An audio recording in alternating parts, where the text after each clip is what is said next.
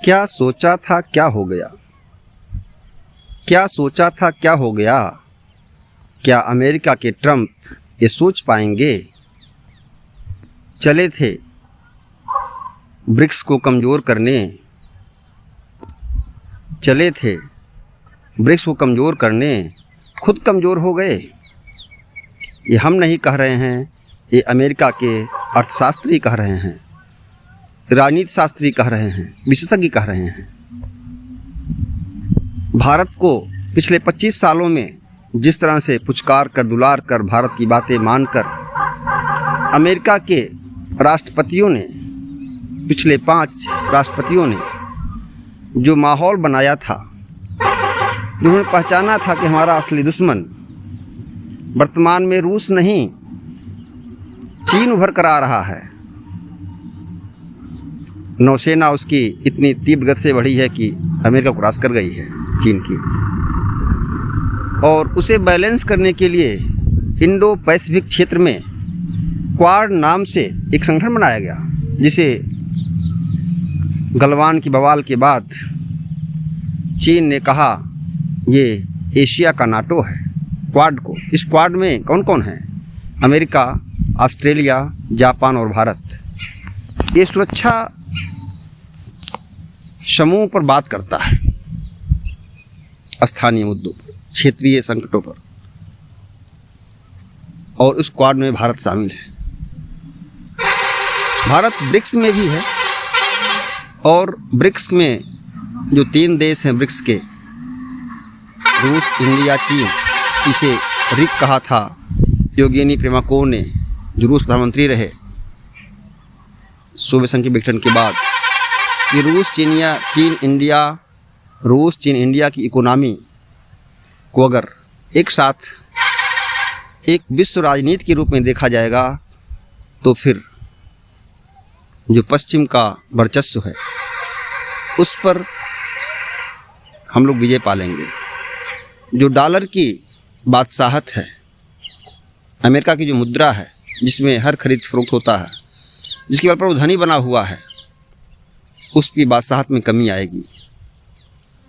लेकिन ट्रंप ने टैरिफ के चाल में, टैरिफ की नीति में कमज़ोर होते अमेरिका को मागा बनाने के चक्कर में ठेंगा दिखाना शुरू कर दिए, और जेफरी सक्स जैसे जो अर्थशास्त्री अमेरिका के हैं, इन्हें की विदेश नीति को और इनको अपसेट माइंडसेट जैसी कुछ तर्कों की बात कर रहे हैं।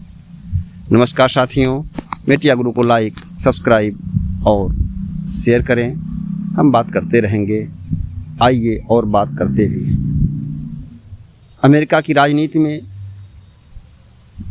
एक अजीब सी हलचल है, और वर्तमान विश्व राजनीति में भी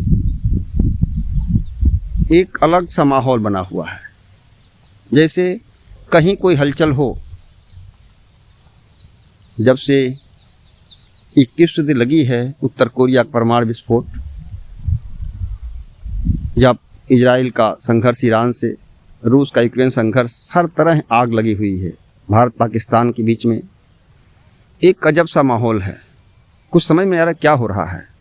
ऐसे में ट्रंप साहब का दुनिया की ग्लोबल इकोनॉमी को, ग्लोबल व्यवस्था को बिगाड़ने का प्रयास किया गया अपने ट्रंप की टैरिफ से, और इस चक्कर में उन्होंने अपने रणनीतिक साझेदार भारत को अपने खेमे से अलग करने का प्रयास किया।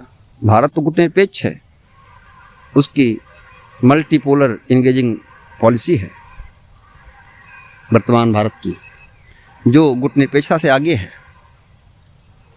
कुछ लोग इसको भी अलग दृष्टिकोण से देखते हैं, लेकिन बदलते विश्व में आज यही नीति हमारे लिए फ़ायदेमंद है। हम ना तो डॉलर की बात स्वीकार कर पाएंगे और ना ही चीन की मुद्रा युआन की।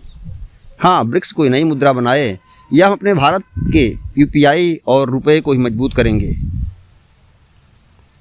भारत की पॉलिसी ये चल रही है, और हम लोग भाग्यशाली हैं कि देश का नेतृत्व अपने राष्ट्रीय शक्ति की सीमाओं का विस्तार करना, उसे प्रयोग करना, कब कहाँ कैसे प्रयोग करना जानता है।